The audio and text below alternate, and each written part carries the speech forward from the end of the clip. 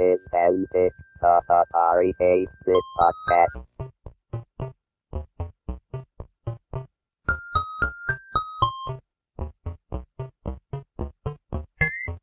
My dad would come back from work and he'd visit computer shops and stuff, and he'd bring home flyers for different computers. And he brought home an Apple II flyer one day, and then one day he brought home this Atari 800 flyer. And I'm looking at these two flyers, and I'm comparing these things. Like, I don't get this. It's like there's no decision to be made here. This is an interview episode of Antic, the Atari 8-bit podcast. I'm Kevin Savitz.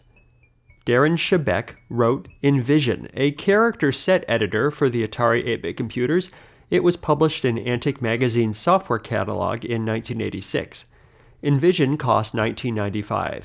Create giant multi-screen 8-way scrolling pictures. Build effortless animations up to 128 frames at 10 speeds. Envision has over 50 commands giving you total control over the Atari's 6 incredible text modes. On the 130XE, Envision supports 16 simultaneous fonts. Darren later wrote 2 more games for the Ataris, Death by Solitaire and Yahtzee.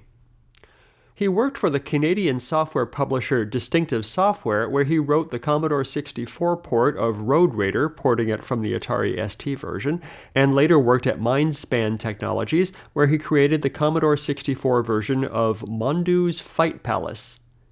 This interview took place on January 30th, 2016. So I am recording this, and we're going to use this in the podcast where I'm interviewing folks who did things with Ataris. Yeah, I wasn't aware of this site, and I've been listening to a lot of these interviews, actually. Oh, no. What was the first one you went to? What'd you gravitate The first one I went to was the first one at the top of the list. I think it was 123. And then, okay. And I just started looking for anybody that I looked up to, back in the day. Mm-hmm. People like, Steve Hales or Russ Wetmore, or any of those guys. And listen to the Russ Wetmore one. That was quite good. Good. I'm glad you're enjoying it. Yeah. So I'm seeking out my late, I've been doing this for a while, but the tear I've been on lately is to find every APX programmer. And really? It's been amazing how many I've been able to find, and then of course I'm saddened when I'm finding people who have passed away, and so it's been an adventure because we're getting old, all of us. Yeah, no, I'm still around. Good, excellent. So I would like you to tell me the story of Envision, and but before we get there, tell me how you got into computers and how you discovered the Atari, and kind of tell me the prehistory, please. Oh yeah, sure. I got into programming computers by accident, actually, because back in grade 9 when I was in school, so many years ago, we had to pick the classes that we wanted to take in the subsequent year, and one of the courses was one I'd never heard of before. It was just computer science. And I just turned around to the guy behind me in class, and I said, "Oh, what's computer science?" And he said, "Oh, I think that's where you learn how to build a computer." Oh, well, that sounds kind of cool. So I signed up for it, and so grade 10 came around, and I go to my computer science class, and I find out that it's not building a computer; it's actually programming a computer someone has already built, and it was a digital PDP-8. I think it had 16K of memory. Broke down almost every week. Either the card reader broke or the printer broke. And so, I learned Edu 27 Basic on that thing and had a really rough time learning programming initially. I think I was failing that class for the first half of the year because I couldn't understand any of the material that was being presented to me. And then at some point, I think it must have been around halfway through the year, I just reluctantly dug out all the papers that had been handed out about 4-next loops, etc., and I'm looking over it, and all of a sudden, it's starting to make sense. And it just, in that moment, it just sort of all started coming together. And so I started applying myself in that class. And by the end of the year, I'd gone off to the library and learned Fortran on my own initiative. And so that I wasn't really a very good kid as a kid. I kind of had a bad attitude and stuff. But for some reason, I just took this liking to computer programming. And as a result of that, one Christmas, my parents bought an Atari 800 with a 410 cassette recorder. Mm-hmm. And they bought it for the family, and I was the only one who really took to it, mastering Star Raiders, first of all, and eventually, getting into basic programming. And I had an issue, just to show you just how naive I was about programming back then. When I sat down at my Atari 800 with my basic cartridge and started trying to program stuff, I started programming like AppleSoft BASIC into it, because that was the only BASIC since high school that I was familiar with, because all my friends had Apples. So I only knew AppleSoft BASIC. So I'm programming, like left dollar, right dollar, and I'm just going nuts, wondering why it just, what's with the syntax errors? Why isn't it understanding any of this? It's BASIC. And of course, then I realized that, BASIC comes in many, many different flavors. And so, I started doing really lame, kind of stupid, basic games, your typical hangman, little slot machine games, that kind of stuff. And at some point, the Atari manual that came with the Atari computer, you ever flipped through it? Of course. At the end there's these programs, basic programs, and I think, pretty sure it was the manual. There was one assembly language program in there. Do you remember it? Well, no, I don't. It was like some color pixel effect. I think it was in the manual. And I'm looking at this assembly language listing. It's a very, very short program. I'm going, what on earth does any of this nonsense mean? Because it's assembly language. There's no meaning in there at all. And but I got interested in it because I had an assembler editor cartridge. I don't know where I got it. I typed the thing in. I managed to get it to run, and it, I could never do anything like this in BASIC. There's no way BASIC could do this. It's not fast enough. It's just like the whole screen is just full of pixels and color. And so I started learning 6502 assembly language, and it took about a year, because at the time I was living out in the middle of nowhere. None of my friends were really that much into programming, at least not assembly language programming. And so all I had was this one 6502 programming book. And it was me and this book. Mm-hmm. And some of those books, I don't know which one you had, but some of them were really bad. This one was pretty much just, it was just like the 6502 book. I think that's what it was called. Mm-hmm. And it was just a reference.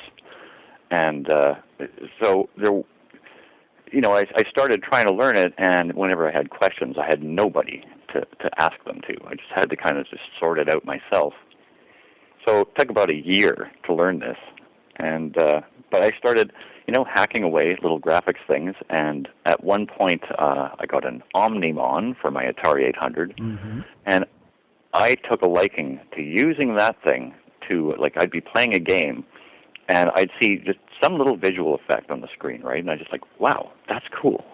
How do they do that? And so you break into Omnimon, and I start searching around for the display list, and then I'd kind of try and figure out how that was done. And then I'd try and code that effect in assembly language myself. And so I really kind of developed an interest in graphics at that time. And one day, I'd been using InstEdit, of course, the famous InstEdit, Sheldon Lehman. And I remember InstEdit being awarded one of the Atari Star Awards. It was $25,000. I'm like, oh, come on. He wrote it in BASIC. And so I was convinced I could write something at least as good as that in assembly language. And, but, I'm still an amateur at the time, so I just set forth, and it's just that's what I did. I just designed, I'm going to write a character editor, I'm going to do it in assembly language, and it's going to be fast as blazes. And that took about, I think, 3 months, because I was just so newbie at programming at the time. And I got it working, and it was just like, here's this character editor, and it looks very, very similar to Instead, and it's just snappy. It's really fast, quick, and then I realized at one point, like, oh, I forgot about Instead. It had this little window on it that you could type characters in, so that you could, make larger images out of characters and type them in there to put them all together to see how it looked. And I'd forgotten to implement anything like that. I didn't have room on the screen for it, so I had to make a separate program for that. And I actually wrote that screen editor as a completely separate program. It was completely separate. And I just totally bit off more than I could chew at the time. Because I just like, what would I want it to do? It has to scroll. It has to support all the character modes. It has to support this and that and on and on. And so, and all the control keys and arrow keys and stuff, all the functions that you would normally see in memo pad mode, they all had to work. So I started coding. It must have taken me about 8 months, I think, to write that thing. And I wrote it all down on paper first. That was how I programmed back then. It was all in pen in these notebooks, just one little function at a time. And then once I got this whole section of the program written down, I'd type it all in, and then I'd spend 2 days debugging it, getting all the syntax errors out of it. And I almost gave up on the entire project because there was this issue that I was having with one of the functions. I think it was Shift-Delete to delete a row. It was not working, and I could not get it to work, and I couldn't figure out why it wasn't working. It was driving me nuts. I think I probably spent a month just trying to solve this problem off and on, and eventually I found out that the reason why it wasn't working was because I had absolutely no understanding of how 2's complement arithmetic works. And so, the sign bit, there's this sign bit, and I'm trying to do loops that are greater than 127 iterations, and I'm using a signed compare. And so what was happening is, because the rows could get wider than 127 characters, it would just fall out of the loop and never delete anything. And so I solved that, and that was the last problem that I had. And at that point, I had the thing pretty much done, and I went looking for someone to publish it. All over the place for somebody to publish it, and nobody wanted to publish it. Like, nobody. So eventually I just thought, I think I tried Broderbund at one point. They weren't interested in it. And finally I wound up called Antic. Antic had taken over the APX software by that point. And I got in contact with a guy named Charles Cherry. I don't know if you've interviewed him yet. No, I've not. And I sent him the program, and at the time, interesting anecdote, at the time I had an archiver chip in my 1050 drive. Mm-hmm. I started with a cassette recorder, but I eventually wound up, I'll back up a bit. At one point, my Atari 800 died. I was playing a game at the time on it, and the whole screen just fizzled out line by line to black. And my 810 disk drive also crapped out at the exact same time. So I'd since upgraded to a drive. And because I had previously delivered, I think it was Hydro, like BC Hydro, I was delivering mail during a mail strike, bills. And the money that I made, I invested it. And by the time my Atari crapped out, I sold it, and I had just enough money to buy an Atari XE with a 1050 drive. Mm-hmm. And I put an archiver chip in it. And so when I went to send this disc off to Charles Cherry, I was playing around with my archiver, and I said, well, I'm going to copy protect this thing. So I came up with this little copy protection that scrambled up the tracks and that kind of stuff, and it did little timing things to make sure that, et cetera, et cetera. And I sent it off to him, and I wasn't expecting much, and he sent me a reply saying that they looked at it and that they were really interested in it and that they wanted to put it in the APX thing. And I freaked out because I'd never been published before. Mm-hmm. And at one point, Charles Cherry told me, he's like, yeah, we we were trying to make a copy of the disc, but we couldn't seem to make a copy of it. I'm just like, yes. So he wanted a whole bunch of changes made to it, and just like he wanted animation put in there, and he wanted multiple character sets, and I had to retrofit all this in to a project that, as far as I was concerned, was done. And it's not exact. I mean, if you look at the source code, you'd probably go blind. It's a train wreck. And because I had these two completely different programs, the character editor and the screen editor, and I had to stitch them together, and I had to make them behave while I'm swapping banks of memory in and out, right? I had to completely engineer how these things were laid out in memory and where.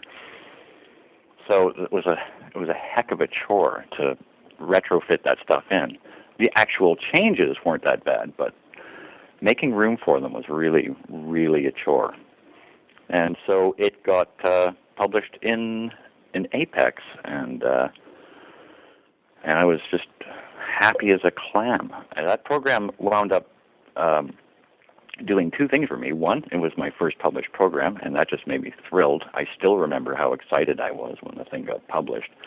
And two, it kind of helped launch my career in programming, because when I went for my first job interview at a games company, that was basically the piece of software that I was showing off. And so I wound up getting a job at Distinctive Software doing game programming on, as it turned out, the Commodore 64. Yeah, they put you to work on the C64. I feel bad for you. Yeah, nobody would let me work on the Atari. It's just like, but he gets to work on an Atari over there, this guy. Well, we need this Commodore 64 game done. But before we move on to Distinctive, I want to say I was playing with Envision today, and it's really good. I mean... You think so? Yeah. I was making I'm such a geek, but I was making a game last week, and I was I needed to do a few characters, and I was doing it by hand on graph paper. I'm just like, I really should find a character set editor. I'm just like, oh yeah, this is the one. This is awesome. And I was really having fun with it. It's interesting that you should say that you were drawing on graph paper. I don't know. You've probably seen like the Starship Enterprise picture that comes with Envision. Mm-hmm. You've seen that big scrolling I think so. thing. Yeah. Yeah, I did that, and it took a while, but that was done by drawing the whole thing out on graph paper. It's actually tracing it, because I had Star Wars or Star Trek blueprints. So this big blueprint of the Starship Enterprise, I traced it out on a giant sheet of graph paper, and I just went through in Envision, and I just square by square, I just duplicated it as a character in there, and this font's out of characters, move on to the next font, and eventually there were certain, so if you look at the character sets in that file, you can actually see sections where I just drew the whole thing out instead of just doing it character by character. There's like big blocks where it's just a whole image in there instead of a whole bunch of little messed up pieces. But yeah, it's just that's kind of the way I found easiest with Envision to do like very large graphics like that, detailed graphics, is just throw it on graph paper and then just copy it square by square. But all I can see, I'm the author, so all I see are its faults, right? I just see everything that's wrong with it, like, oh my God, the color selection, like how you change colors in that thing. Just what on earth was I thinking? I don't know. There's a million different ways to do it better than the way I did it, but yeah. So I didn't like the color selection. There's a typo in there that just, it's like nails on a chalkboard every time I see it. Because I'm usually pretty good stickler for spelling. Yeah. So I just want to make sure I understand, because I have this in my list of it. Like 10 or 15 years ago, I made a list of all the APX software, and I put it on a website.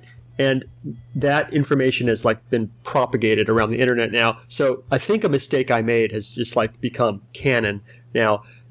So your software was never actually part of the real Atari APX catalog, right? Correct. It was I think 1986. Okay. So it was when it was APX by Antic at that point, right? Yep. Okay. All right. Yeah, Antic had taken over the APX stuff by the time that they published my stuff.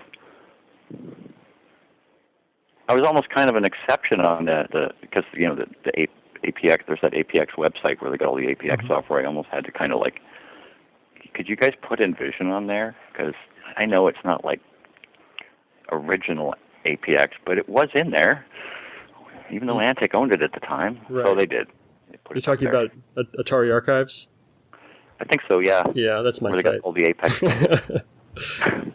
Yeah, that's my website. You're baiting me. That's your website. Yeah. I'm so out of touch after all this time. No, it's been a long time. And all right, so you did Envision, and then tell me about how you got hired by Distinctive and what you did for the C64, and I think you did some other. Just tell me about that. Well, originally I was working at a computer store in a mall for a guy and a friend of mine, and we were good friends. And he wanted to get me a job. He ran this store, and eventually I wound up having to leave, and he felt bad about that. And he said, "You know what? I told you I was going to get you work, and I'm going to get you work." And he wound up setting up an interview at Distinctive Software with Don Matrick. So it was like me and Richard Bodner and Don Matrick, and we all went out for lunch, and we did the interview at lunch, and then Don hired me. And at that time, Distinctive Software was a very small company. I think it was only about around 20 people, tops, and they had just moved out of a house into an office at the time. So,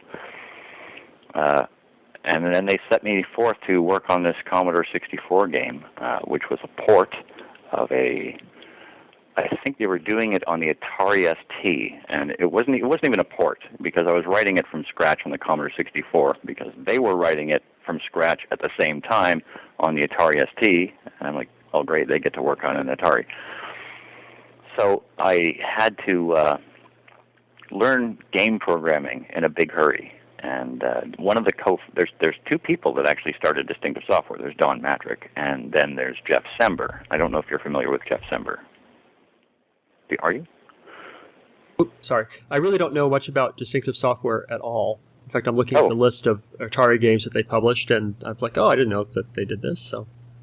Oh, well, yeah. Don Matrick and Jeff Sember, they started Distinctive Software, and which eventually Jeff Sember left, and Distinctive Software became Electronic Arts Canada. But it was Jeff Sember, because I was having a heck of a time. It's like, games. How do you write a game? The only kinds of stuff that I'd ever done in the past, with regard to games, was just, little demos that I did when I was working at this computer store. And, in typical terrible, someone who just has no concept of code design at all, I would just make the whole game one giant loop, which is just impossible to maintain, even more impossible to read. And so I wound up talking to this Jeff Sember chap, and he wound up mentoring me, and just the basic mechanics of designing a game architecture with your update and your render, etc. And so he was just an incredible asset. And so I got this game done, and it took a long time, because the people who were doing the original game were kind of taking a long time as well, and the art kept changing, but I eventually got it done. And then they put me on what did they put me on? I only worked there for 2 years. They put me on this other game, and I got so far on it, and then I wound up leaving. And where did they go after that? Minespan Technologies? That's correct. According to your LinkedIn? Interestingly enough, Mindspan Technologies was a very small company, started by Jeff Sember and Mike Benna, a very smart programmer who was also at Distinctive Software and who also had left. And Jeff and Mike, those guys were really, really good, really smart guys. I really looked up to those guys at the time. And so they said, okay, well, we want you to do this game. We've got this PC game here called Tongue of the Fat Man, and we want you to do the Commodore 64 version of it. I'm going, of course you do. And so I had to again, I had to write this thing from scratch because I wasn't going to port any PC code, and it was all in assembly language. And as it turned out, I had to write all my own tools. One of the things that I kind of envied about the Commodore 64 was the sprites. They were just the sprite hardware was just so much more sophisticated on the Commodore 64 than it was on the Atari 8-bit.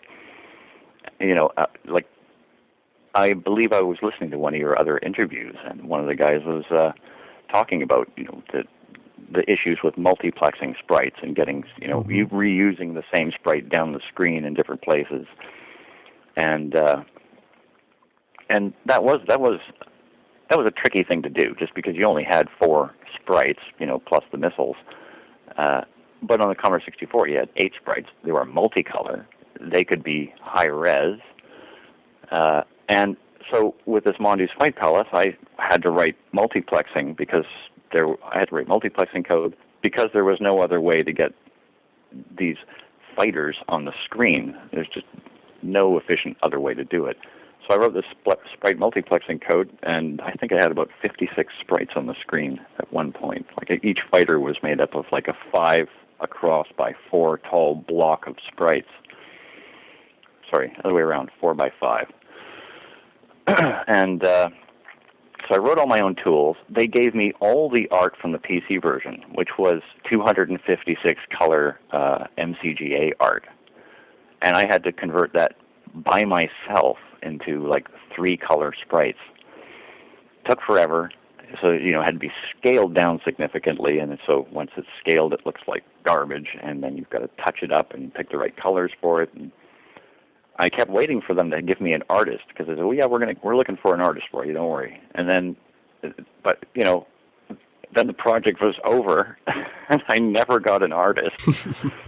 So I wound up having to do all the touch-up artwork and conversion. I had to write all the tools and the game, but that's kind of like at Minespan. That's what it was like working there. It was really, really challenging. It's just like they sat you in a chair, and it's like, here's your project, off you go, and then you just made it, and you didn't get a lot of assistance along the way. And although I really did kind of expect to get at least an artist.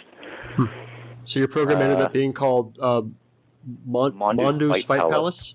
Yeah, I don't know why they changed the name of it, but yeah, they did. That came out in 1990. Because Tongue of the Fat Man is a terrible name. Oh, yeah. That was interesting because on that project I had to implement computer AI, and I had no idea how to do it. So, I went to Jeff Stember and I said, "So tell me about computer AI, because I have to write some." And he wound up explaining in great detail a number of different AI mechanisms that I could implement for this sort of fighting game. And just listening to him afterwards, I started thinking about it myself. I thought, you know what? I'm going to implement this AI kind of like chess, and like a chess algorithm where you look at the situation that the player is in, and just like chess, you just sort of prioritize all your options. I can do this, or I could do this, or I could do this, and then you score everything based on priority. So like if the very first thing in that rules list was, am I lying on the ground? In which case, it just falls right out and says, okay, up on the joystick, like get up. Get up. Right. Yeah, and and then eventually I wound up adding more to it, so that if every time you did a move against a computer opponent, it would make a note of that you did this move, and it would increase a weight on that move. So every time you use that move, that weight would increase, and the longer you didn't use it, the weight would decrease. So if you just sat there and just did the same move against him, after about 3 or 4 times, he'd just block against it every single time. So you kind of had to mix up your moves. But in the end, it wasn't that great of a game, but it was kind of fun to write. It was very hard. And they wound up putting me on Stratego after that for the PC, except I wasn't doing any coding. All I was doing was to touch up artwork. Because well, you did such a good job on Mondu's Fight Palace, so why don't you take a stab at this? And so I wound up having to do that. And that was a chore, because that was, there's so many pieces in Stratego, and I have to do like versions for like CGA and VGA and MCGA, and I have to do the same thing for all of the different boards, and there's pieces in like plastic and stone and metal, and took forever, but I wound up getting that done. And after that, they gave me, this is how I wound up terminating at Minespan. The next game they gave me was this sort of a winter games type game. Mm-hmm. And this is how Minespan worked. They gave me this, okay, here you go, here's your next project. It's a winter games kind of game, and it's on the PC, and you have to write it in C, and it's in 3D. And I'm like, well, I've never worked on the PC, and I have no idea how to program in C, and I don't know anything about 3D graphics. So that was pretty much it at that point. It's just like I gave it a shot, and I couldn't get anywhere on it. I was just lost, and I wound up having to leave. And I think I was unemployed for about a year, maybe 2 years. And then in 1993, I got a job at Radical doing Sega Genesis work. And Sega Genesis was kind of cool because it was like 68,000 assembly language, and by that time, I think I'd had an Atari ST, so I'd taught myself 68,000 assembly. So when I got onto the Sega Genesis, just like, oh, I know this. All I have to do is learn the hardware. And that's a nice thing about these early consoles is that, you know, unlike a PlayStation 1 or, you know, an Xbox 360, these old ones, the hardware, if you know, from the Atari and Commodore 64 days, the hardware is a very familiar thing. You know, there's all these little hardware toys, and you just have to figure out how to use them to best effect. You know, everything these days, you know, on the PC, Xbox 360 and stuff, it's essentially just, well, you've got a frame buffer, and you can draw into it, and there you go. So it's all, you know, just drawing in shaders. There's no hardware toys like, you know, horizontal blank interrupts and that kind of stuff. It just doesn't apply anymore. So yeah, it's like I was really in my element on the Sega Genesis. Had a lot of fun with that, and I wound up doing the front end for Pele 2, and that was a lot of fun. And then after I'd finished that front end, another team from elsewhere in the company came up to me and asked me if I could do their front end, because I guess they really liked the front end for Pele 2. And that was for a game called, at the time, Eurit, spelled, you know, EURIT. It was just kind of like a tag game. Mm-hmm. And so I wound up doing the front end for that. It was a lot of fun to write because the artist that I had was really good, Ryan Slemko, really good technical 2D artist. You know, you could hand him this art, and he would convert it into character art for, like, tile-based art. And he'd give it back to you, and then you'd say, well, this is about 120 characters too big. It doesn't fit. And he'd come back in, like, 15 minutes and go, here you go. It's 120 characters smaller. He was really good at understanding the technical aspects of the art that he had to make. And unfortunately, that game, as fun as it was, it never got published. By the time it was done, the Super Nintendo days were kind of done, and Radical couldn't find a publisher for it. They just couldn't find anybody to publish it, so they canned it. It's really kind of a shame. And unfortunately, I don't think the any of the source code survived. The main programmer who worked on the game, his hard drive died, so he never kept backups. So it was gone off of there. Any backups that the company maintained were long gone, I think. And so they wound up putting me on the PlayStation, and that was R3000 programming. Yeah, R3000 assembly language programming, and that was a hoot. R3000 was so much fun on the PlayStation because if you were into, like, code optimization, it was just like a playground on the PlayStation 1 because R3000 combined with, like, the vector chip on the PlayStation 1, whenever you passed you set up a bunch of vector parameters for the vector chip to do some kind of 3D operation. You'd fill out the parameters, and then you'd store a value in a command value in a register, and the vector chip would just go off and do it. And then it would come back. It wouldn't come back until it was done. Actually, that's not entirely true. What would happen is once you started the vector chip, it was performing the operation that you told it to perform. But while it's doing that, you can set up, there's a period of time that this is going to take, and you know how long that's going to take.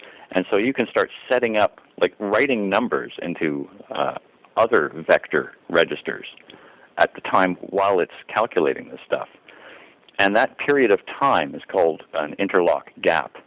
And the more code you can stuff into this interlock gap period while the vector processor is doing some operation, you can be setting up the next operation. And it's a really, really fun way to optimize code. Unfortunately, because you're moving stuff into this interlock gap period, you're shifting your code all over the place, and it becomes unreadable after a while. But yeah, that was a lot of fun. So I had to learn 3D. That was the point where I had to learn 3D, was Grid Runner, because I had to write the whole rendering engine for it, and it was like a 3D maze. So I wound up getting some help from some other guys, and eventually wound up figuring it out and getting it done. Nice. And that was a lot of fun. And eventually, and then they put me on. Sorry, go ahead. Oh, I was just going to move on, but if you had something to say. Well, I was just going to say, eventually you got back to Atari programming, because I noticed that I think it's 98, you did Death by Solitaire? Yeah.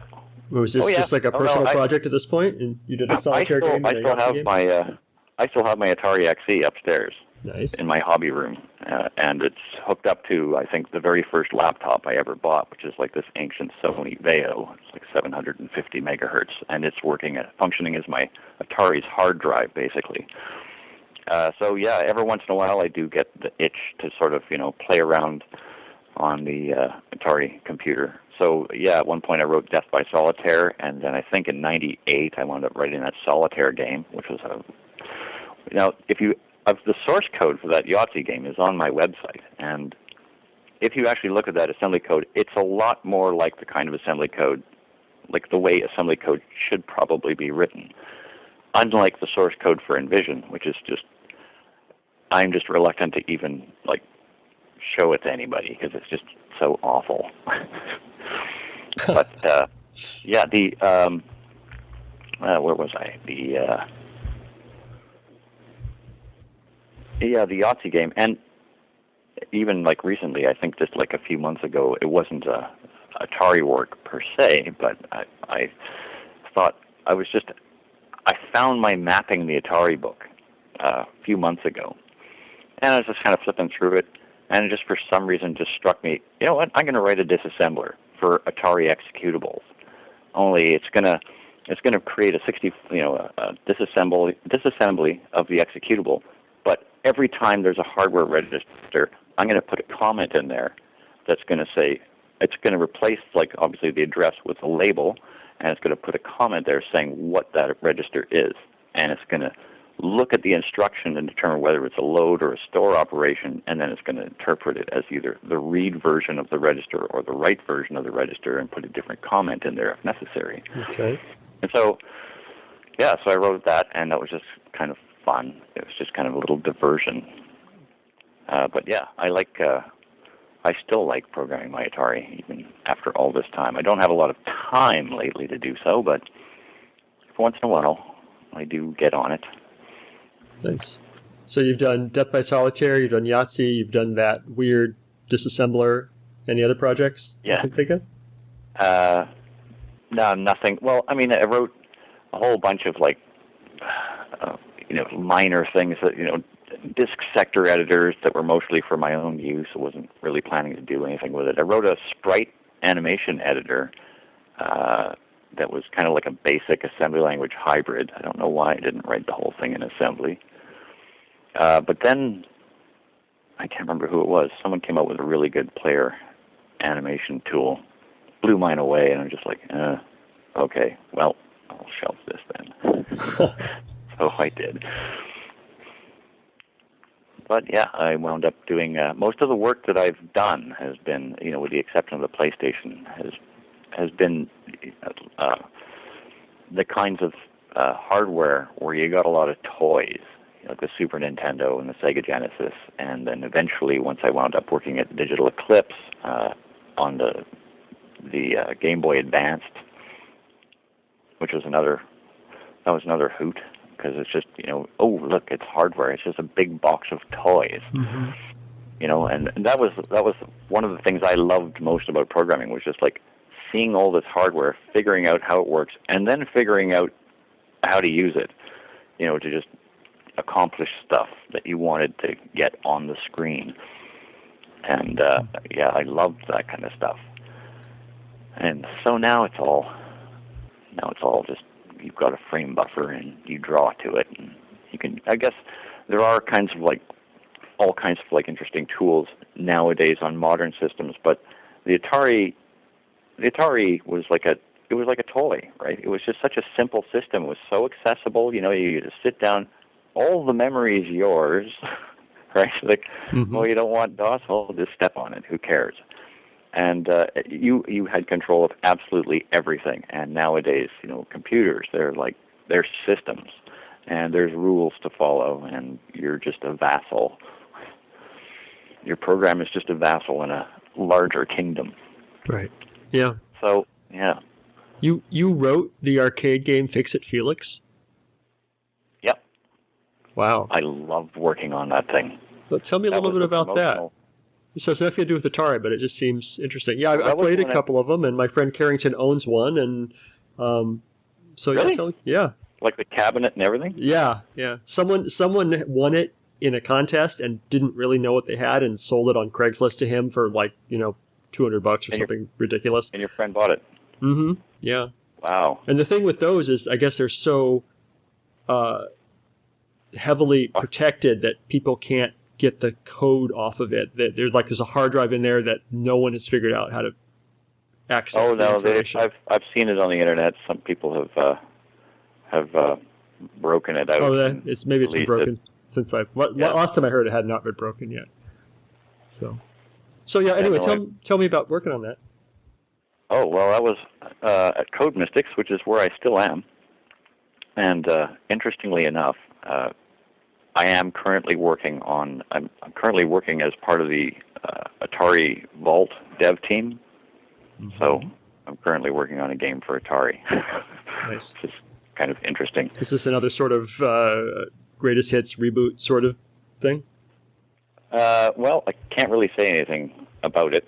I had to check before this interview if there's anything I could say, and all I'm allowed to say is that I'm part of the Atari Vault dev team. So okay, all right, interesting. You could search for Atari Vault and see what comes up.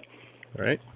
But yeah, at one point, the nature of the work at Code Mystics is usually pretty technical stuff. It's because Code Mystics has a lot of game emulation. My boss, Jeff Babassour, he was doing emulations long before MAME came along, and he's very good at it. And he's such a stickler for perfection. Because I do remember at one point I was working on an emulated game, and he pointed out a pixel in the lower left corner that was the wrong color. And I stared at this screen for, I think, 20 minutes, and I couldn't find it until he wound up pointing it out to me. He actually sent me a screenshot with it circled, and I looking at it going, oh, it's not even the wrong color. It's like the wrong shade of the right color. But he picks up on this stuff, and so I had to fix it. So the emulations are very, very, very accurate.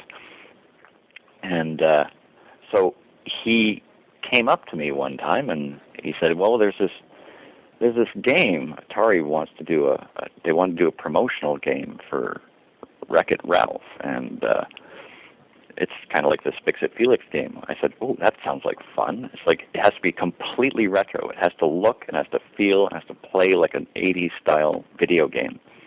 I said, oh, I'm totally into that. So I was all over this project. And so they sent me a bunch of promotional material because that's all they had.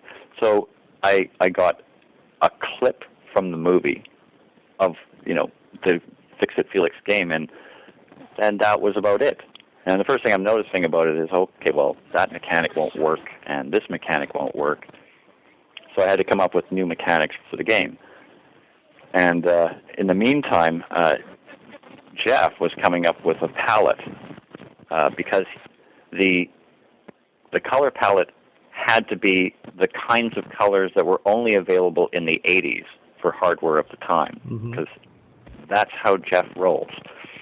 It's just it has to be that accurate. You can only use the colors that were available in the 80s, on the 80s hardware, similar hardware.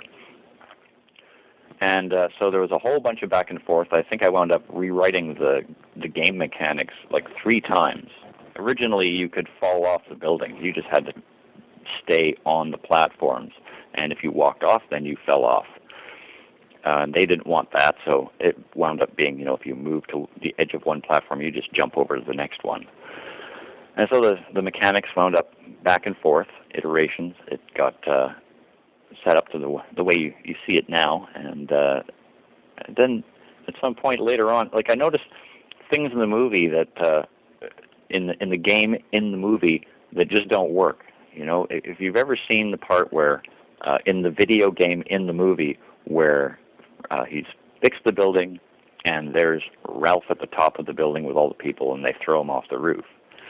If you look at that, there's way too much space on that roof for the way they've laid these people out, and with Ralph. There's just, because when I wound up doing it, it's just, they don't fit.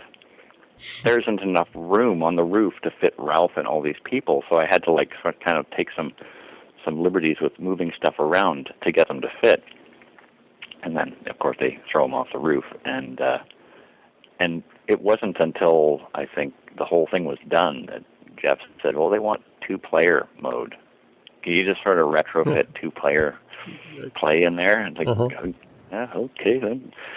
So I wound up getting that in there. And I've spent so many years in arcades back in the 80s that I knew how the entire idle sequence, the attract mode, where it just sort of cycles through gameplay, et cetera, and the high score list. I came up with that whole sequence of things, and that was all based on just the same kinds of idle sequences that you see in the arcades back in the 80s. And I think it came out looking pretty 80s in the end, except for the intro. There were some compromises we had to make with that game that violated the 80s arcade game rules. In the opening thing with the cranes coming out, it's like there was no way that we would have been able to have that many planes of motion going at the same time. It's just the cranes were enormous, the building's enormous. There probably wouldn't have been enough memory at the time to just store all of that art, let alone draw it all on the screen at the same time. But we had to go with that anyway, because it was just kind of like a back and forth. They want this, and they want that. And so, yeah, it turned out really good. I was really happy with it. And interestingly enough, that game actually was probably one of the most exciting parts of my whole programming career, because it's the only game where I ever actually got to see a video of people playing something that I'd written and having a blast doing it. Because there's several videos on YouTube of people playing Fix-It Felix, and they're all whooping and hollering and having a good time, and I thought that was great. That was great, because I've never seen anybody play anything that I've ever written. I've seen reviews, but that's about it. So that was really, really exciting. I had so much fun working on that Fix-It Felix game. Oof. It was just a blast. Nice. Awesome. Yeah, it's weird when you're doing a thing that you don't get any feedback. You just put out in the world and hope someone enjoys it and never really know. Yeah, I mean, a lot of times it's it's fun to write. I mean, if you look at Envision, I spent probably 2 years off and on writing Envision, and in the end, I think in terms of like royalties, I only made about $2,000, which is about the equivalent of, I don't know how many copies that would be. I don't remember what percentage royalty I was being offered, but that was the entire lifetime. It was only about $2,000. But I didn't write it to, make a fortune. I didn't. In fact, when I started writing it, I don't even think I was thinking about publishing it. I just wanted to write it. Did you end up using it? Were you using it for your own things that you needed character set design for? Oh yeah, all the time. And I used it when I did Death by Solitaire, and I used it when I did Yahtzee. I use it all the time. Well, I don't use it all the time because I'm not programming the Atari all the time, but when I'm programming the Atari, if I need tile sets, I wind up using it. It is handy. Yeah. Despite its flaws, it is pretty handy for just, making something and then just exporting it as just source data you can include. Pretty handy stuff. And you're on Atari Age, which I appreciate, because I told you I've been looking for all the APX authors, and a lot of them, I'm dredging through phone book websites and stuff, and you're just like, oh, you're on Atari Age. That was super easy. Yeah, I don't know how I wound up on Atari Age. Somebody, I think, sent me an email, and I wound up going off the site, and I was like, oh, this is kind of a cool place, and then somebody actually had asked a question about Envision, and I thought, oh, well, I'll reply. And then I couldn't reply because I didn't have an account. So I created an account and just started replying to the thing. So I've been there since. Nice. I think I've lost my link to it. Oh, wait, no, there it is. So, all right, is there anything Atari-related that we haven't talked about yet that we should have?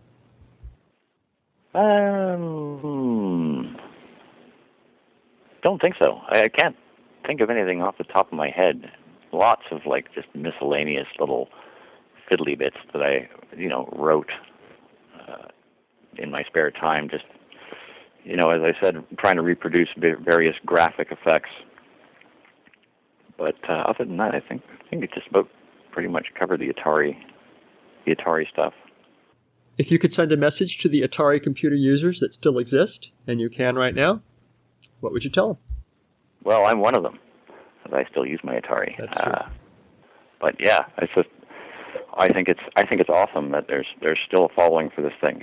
It's a fantastic little piece of hardware. I mean, one of the reasons that I moved on to the Amiga was partly because J Minor was involved with it, and it's just like, okay, well, if J Minor was involved, it's got to be something worth checking out. And and it was. The Amiga was an amazing piece of hardware as well, but the Atari was the first one. I mean, when I was looking for a computer, back before my parents had actually bought a computer, my dad would come back from work and he'd visit computer shops and stuff, and he'd bring home flyers for different computers. And he brought home an Apple II flyer one day, and then one day he brought home this Atari 800 flyer. And I'm looking at these two flyers, and I'm comparing these things. Like, I don't get this. It's like there's no decision to be made here. It's like the thing's got 128 colors, and it's got hardware sprites, and it's got this, and it's got that. And I'm looking at the Apple stuff, and it's just, well, it's got a screen, and you can draw on it. It goes beep. Right, so, yeah.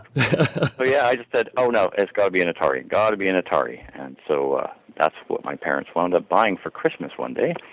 And I took no end of ribbing from all of my Atari or Apple-owning friends after that.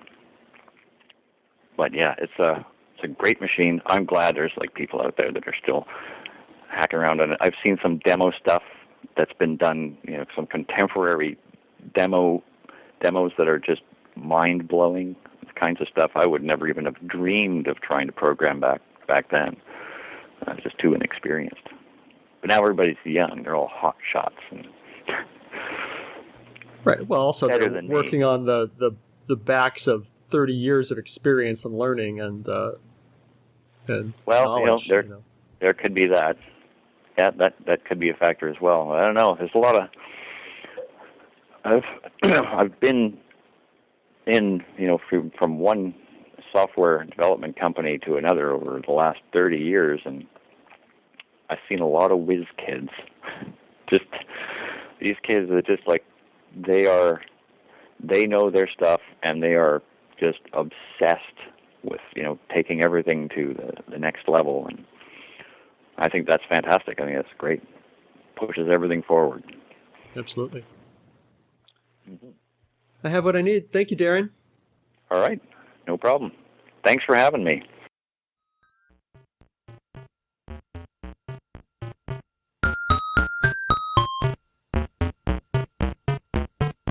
If you enjoyed these interviews and would like to contribute something, I encourage you instead to donate to one of our favorite organizations, the Internet Archive, at archive.org.